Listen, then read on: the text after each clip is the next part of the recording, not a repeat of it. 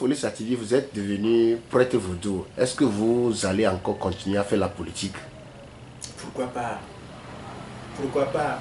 Vous savez, il y a un poli qui dit, le poli Boudabla, il dit... Poli, c'est quoi, poli? C'est-à-dire, je ne sais même pas comment l'expliquer pour que les gens se le comprennent, parce qu'il y a beaucoup qui sont devenus chrétiens, musulmans, tout ça. Moi-même, j'ai été chrétien d'abord, avant d'embrasser le domaine vaudou. Poli, c'est la sagesse, c'est une sagesse de Dieu. Et donc, dans cette sagesse s'appelle Boudabla. C'est les proverbes, on dirait. Non, pas proverbes, parce que dans cette sagesse, il y a des proverbes, il y a des chants, et il y a des histoires, il y a des contes qui font que dès que vous partez faire une consultation sur votre vie et une sagesse descend, tout ce que dira cette chose et cette sagesse-là, vous allez voir sa vérification matérielle dans votre vie. C'est comme si on vous révèle à vous-même. Cette sagesse vous mettra... C'est comme la chiromancie ou bien... Non, c'est pas la chiromancie. C'est pas de la chiromancie. Des gens disent qu'il s'agit de la chiromancie, qu'il s'agit de tel. Mais c'est comme ce que les prophètes font. Ils disent, oui, nous avons vu ce qui adviendra demain, et nous avons vu ce qui est advenu hier. Et donc le phare, c'est celui qui voit le passé, le présent et le futur. C'est celui qui sait tout, l'omniscient. C'est lui le phare, il sait tout. Et donc le phare, lorsque vous partez consulter le phare, il y a ce qu'on appelle poli. Il y a 256 polis.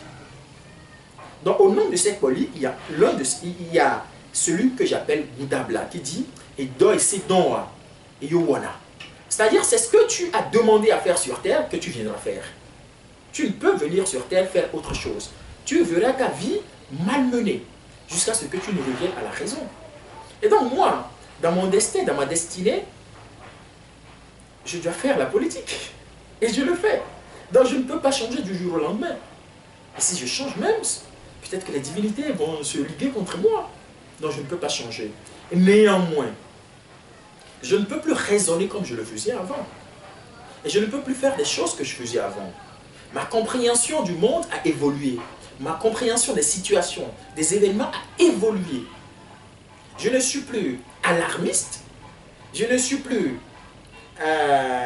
je n'apprécie plus les événements selon qu'ils arrivent, mais j'essaie d'en connaître la cause profonde. Est-ce naturel? Est-ce spirituel? Est-ce lié à quelque chose? Est-ce lié aux deux? Je cherche à le connaître. Et donc, aujourd'hui, mes rapports avec les autres divinités, les autres prêtres vaudous du pays, sont, disons, médiocres. Pourquoi c'est médiocre? Médiocre parce que, vous savez, moi, j'aime pas l'injustice. J'aime pas certaines choses, mais que je vois des prêtres faire. Et moi, ça m'agace.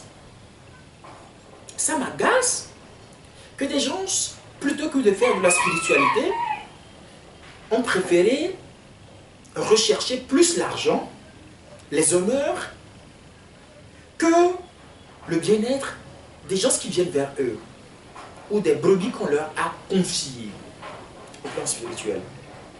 Et donc ça fait que parfois, quand je vais auprès de certains prêtres vaudous, et que je les vois faire certaines choses, moi je m'insurge.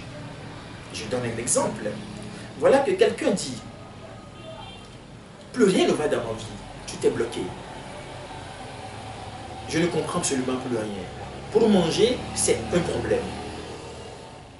Il vient consulter le frère, il dit, qu'est-ce que je peux faire pour que les choses s'améliorent? Et voilà, cette personne vient et dit, je n'arrive même plus à trouver à manger. Et le prêtre du phare lui dit, après consultation, voilà, tu sais ce qu'on va faire, ok, d'accord, on va faire un sacrifice de 150 000.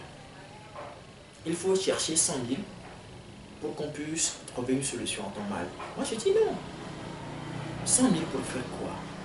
150 000 pour faire quoi? Un vrai prêtre qui connaît son domaine n'a pas besoin de tout ça. Quelqu'un qui souffre par exemple de mal et qui vient vers un prêtre et on lui demande de l'argent alors que ce qui est à faire ne dépasse pas grand chose.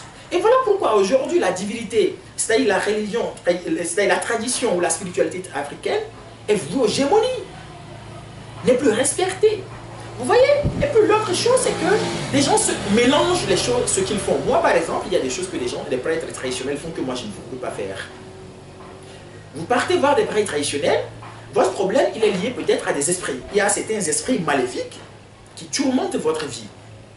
Vous allez voir un prêtre qui lui-même a des connexions avec la sorcellerie. Un prêtre qui a par exemple des connexions avec la sorcellerie.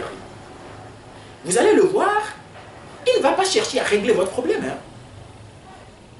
Si vous avez la chance, c'est que le prêtre, on va lui demander de vous faire quelque chose, un calmant de 3 mois, quelque chose qui peut calmer votre mal durant 3 mois, vous le faites et puis vous pensez avoir obtenu une solution et puis après 3 mois ça revient, vous êtes obligé de tourner dans un cycle infernal.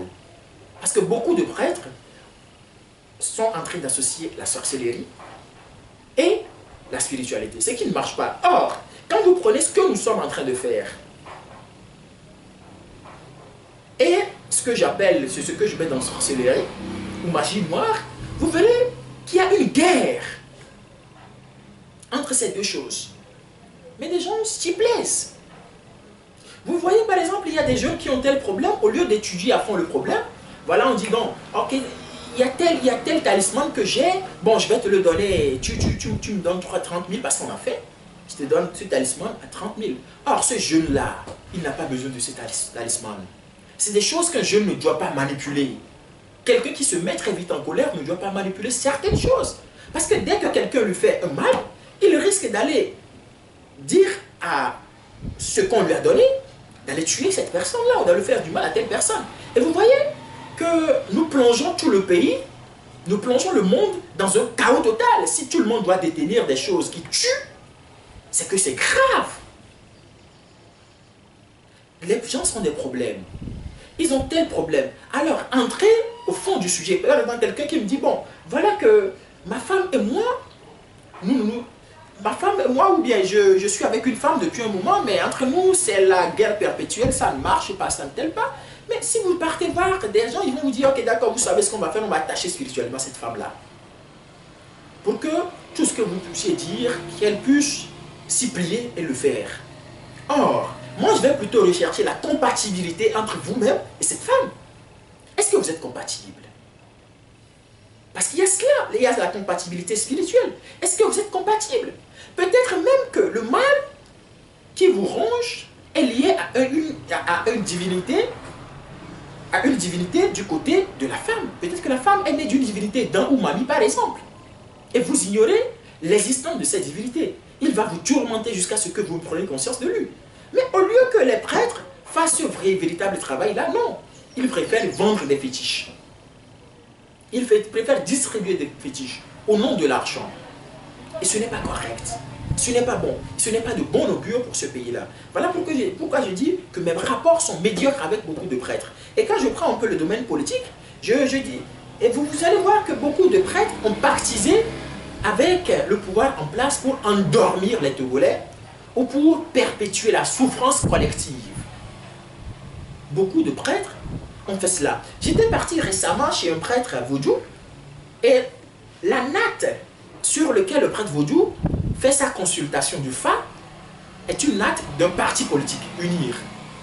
J'ai dit, mais ce monsieur, qu'est-ce qu'il fout? Ce n'est pas sérieux. Ce n'est pas sérieux. Il faut faire une distinction claire et nette entre la spiritualité et la politique. Parce que dans ton temple, il y a des gens de toutes les obédiences qui sont appelés à venir. Donc de telles choses, par exemple, moi je dis non, ce n'est pas possible. Et aussi parce qu'il n'y a jamais eu de l'ordre dans le domaine spirituel africain.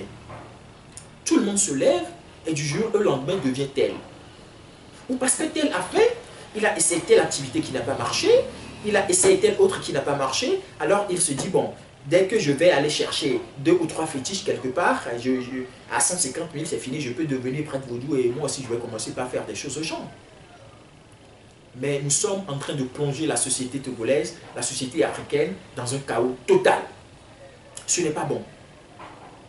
Voilà pourquoi je dis mes rapports sont plutôt médiocres. Moi, mon but, mon objectif, c'est de faire en sorte qu'il y ait de l'ordre, qu'il y ait beaucoup plus de vérité, d'honnêteté dans ce que nous faisons.